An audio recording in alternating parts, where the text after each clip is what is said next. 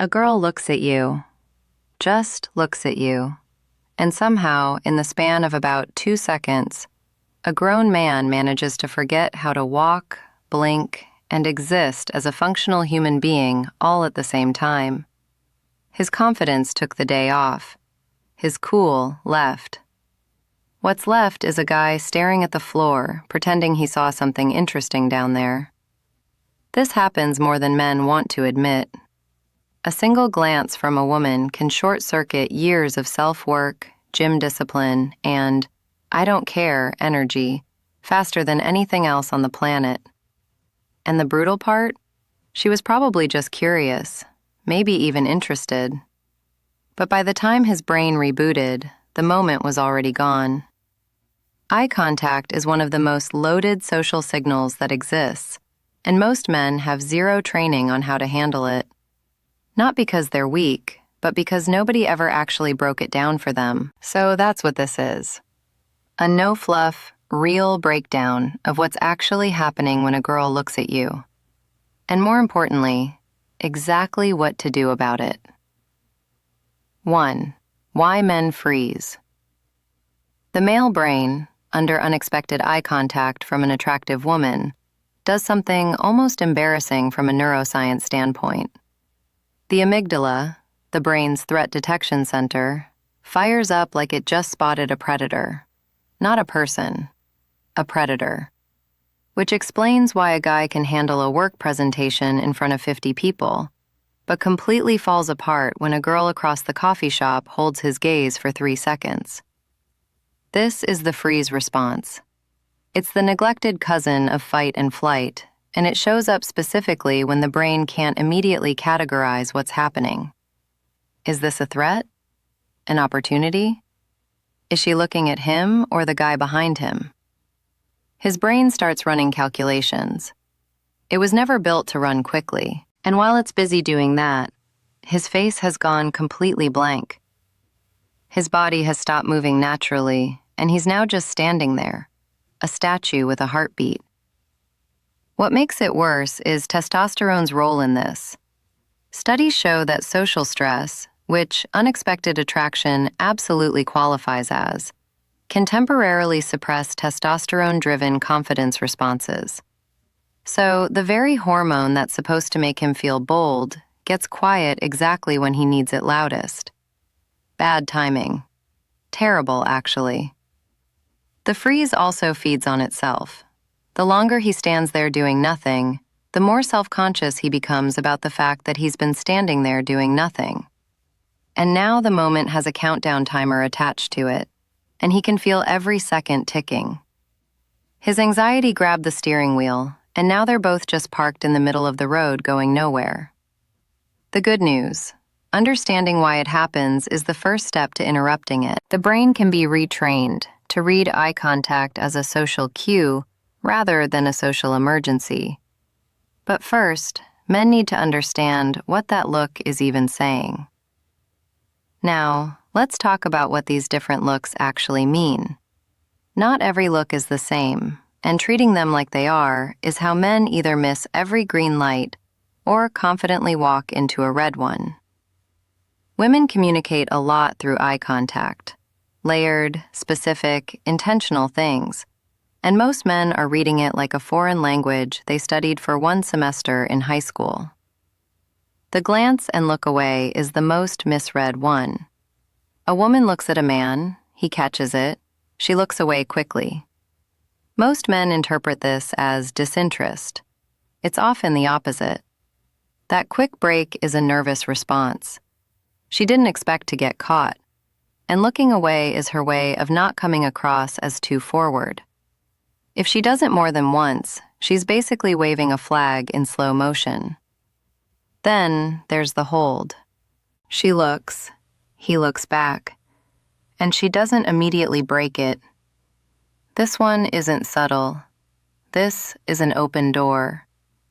A man who looks away first in this scenario just closed it himself, and she noticed. The scan is different entirely. It's quick top to bottom and usually means she's assessing, not necessarily attracted, just gathering information.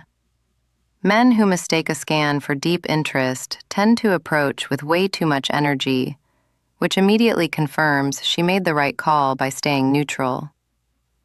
And then there's the smile-look combination, which is the clearest signal in the entire catalog, and still somehow gets ignored or overthought. A woman who looks at a man and smiles genuinely, not politely, is doing the emotional equivalent of sending a written invitation with a bow on it. The man who responds with a head nod and then goes back to his phone deserves to be alone for exactly 15 more minutes as a lesson. Reading the look correctly matters because the response should match the signal.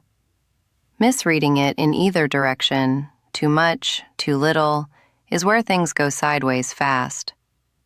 Let me tell you about the 3-second rule, and I'll tell you why it works, and also why men still mess it up. There's a well-documented behavioral window in social psychology, roughly 3 seconds. Between the moment an opportunity is recognized and the moment hesitation starts actively working against you. After 3 seconds of inaction, the brain begins generating reasons why acting is a bad idea. It doesn't do this maliciously. It does it because uncertainty is uncomfortable, and the brain's primary job is to protect, not to get a man a date. The 3-second rule, popularized in confidence and dating psychology circles, isn't about being impulsive. It's about acting before the internal critic clocks in for its shift. Because once that voice starts, what if she's not interested? What if I say something stupid? What if she's waiting for someone? It doesn't stop. It just keeps adding files to the case against doing anything. Attraction also has a timing component that most men don't account for. A woman who sends a look and receives no response within a reasonable window doesn't sit there waiting. She mentally moves on, not out of cruelty, just self-preservation. Nobody holds an open door forever. What makes men blow this window isn't lack of interest. It's the gap between intention and execution. A man can fully intend to walk over and still find himself 5 minutes later still standing in the same spot, having had an entire internal debate with no resolution. His discipline just clocked out. His overthinking took over, and the moment quietly expired while he was busy running simulations. The fix isn't to think less, it's to delay the thinking slightly. Move first, think during, not before. Confidence in these moments isn't the absence of nerves, it's choosing motion over paralysis when both feel equally available. The men who are good at this aren't braver. They've just practiced not giving hesitation a long enough runway to take off. What to actually do? The response that works. So she looked, he caught it, the window is open. This is the part where most advice falls apart, because it gets either too scripted or too vague. Just be confident is not instructions. That's a fortune cookie. So here's what actually works, broken down into something a real person can use. First, eye contact back. Not a stare, not a glance away immediately. A calm, held return of eye contact for about 2 to 3 seconds. This alone communicates more than most opening lines ever will. It says he's present, unbothered, and not intimidated by her attention. Women notice the quality of a man's eye contact before they register anything he says. It's the first filter, and most men fail it by looking away too fast, or holding it so intensely she starts wondering if he's okay. Add a slight smile. Not a grin, not a performance, just a natural, relaxed acknowledgement. This shifts the energy from two strangers staring at each other to two people who are about to have a conversation. It's a small move with a disproportionately large effect on how approachable he reads. Then he moves, not immediately, not robotically, but within that behavioral window. He walks toward her with normal posture, not puffed up, not hunched, and opens with something low pressure and situationally relevant. A comment about the environment. something genuinely observational, something that doesn't require her to perform enthusiasm to respond. "Hey, I had to come say hi," is honest and disarming. It doesn't pretend the eye contact didn't happen. What not to do. Hover from a distance, hoping she'll make the next move. She already made a move. That's what the look was. His job now is to meet it. Also, skip the rehearsed openers. Women can smell a scripted line the way dogs smell fear. Authenticity, even slightly awkward authenticity, will always outperform a polished routine delivered by someone who's clearly not present.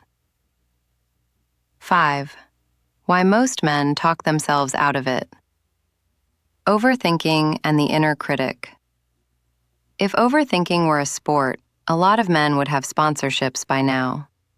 The internal monologue that fires up between "she looked at me" and "I should go say something" is genuinely one of the most destructive forces in a man's social life. And it operates completely under the radar because it feels like logic.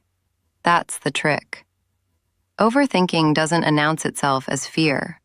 It shows up dressed as rationality. "I should wait for a better moment. She probably has a boyfriend. I don't want to bother her." These thoughts feel responsible, even considerate, but most of the time, they're just anxiety wearing a suit, presenting a very convincing PowerPoint on why doing nothing is the smart move. Cognitive behavioral psychology has a name for this pattern. It's called catastrophizing. And it's what happens when the brain jumps from "she might not be interested" to "this will be humiliating and I will never recover," in about 4 mental steps. The actual risk in approaching a woman who made eye contact is remarkably low. The perceived risk for a lot of men feels like a public trial. A man can genuinely want to approach, decide to approach, start mentally preparing to approach, and still be standing in the exact same spot 10 minutes later because his inner critic filed an injunction. Every second of delay adds a new layer of self-consciousness, and by the time he talks himself back into it, he's so in his own head that even if he walks over, he's not actually present in the conversation. His body showed up, his confidence called in sick. The inner critic also feeds on past experiences. One awkward approach 3 years ago can quietly run the show for years without a man realizing it's happening. It's not weakness, it's conditioning. And conditioning, unlike confidence, can be unlearned with enough conscious interruption. Indifference without coldness. Stoicism gets misread constantly in male spaces. Men hear stoic and picture someone emotionally sealed off, unbothered to the point of being robotic, treating human connection like an inconvenience. That's not stoicism. That's just avoidance with a philosophy label slapped on it. What stoicism actually offers in this situation is something far more useful: the separation of what a man can control from what he can't. Marcus Aurelius wasn't writing about dating, obviously, but the principle applies cleanly. A man can control his response to the look, his decision to approach, his energy in the conversation. He cannot control whether she's interested, available, or in the mood to talk. The moment he starts trying to manage her reaction rather than his own behavior, he's already operating from anxiety, not confidence. Epictetus talked about the dichotomy of control as the foundation of inner peace. Apply that to eye contact, and it becomes remarkably practical. Go over, say something real, be present. After that, whatever happens is outside his jurisdiction, and that's genuinely fine. The man who approaches with zero attachment to the outcome moves completely differently from the man who needs it to go well. His voice is steadier, his body language is open. He's actually listening instead of internally grading his own performance mid-con conversation. There's also a Stoic concept around voluntary discomfort. deliberately doing things that are uncomfortable to build tolerance for uncertainty. Approaching a woman after eye contact, for a man who finds it nerve-wracking, is exactly this kind of practice. Not because every interaction needs to lead somewhere, but because repetition shrinks the fear response over time. The amygdala stops treating it like a threat when the evidence keeps showing it isn't one. The men who seem naturally confident in these situations usually aren't fearless. They've just done it enough times that their nervous system stopped making it a big deal. Stoicism didn't make them cold, it made them steady. Eye contact from a woman isn't a puzzle to solve or a trap to avoid. It's an invitation. And what a man does with it says everything about where he actually is with himself. The freeze, the overthinking, the inner critic, the missed window, none of it makes a man weak. It makes him human. But staying stuck in that pattern when he now knows exactly why it happens, that's a choice. Read the look correctly. Move within the window. Return the eye contact with calm, not panic. Approach with presence, not a script. And let Stoicism handle the rest. Do what's in his control, release what isn't, and stop turning a 3-second glance into a 5-act internal drama. If this hit close to home, good. Drop a comment below describing the last time you froze or talked yourself out of approaching someone. Be honest. Every man reading this has a story, and this is a judgment-free zone. Respond to every comment personally, because this community is built on real conversations, not just content. If this gave you something useful, share it with a man who needs to hear it. And make sure you're subscribed. New videos drop regularly, and missing them would genuinely be your loss.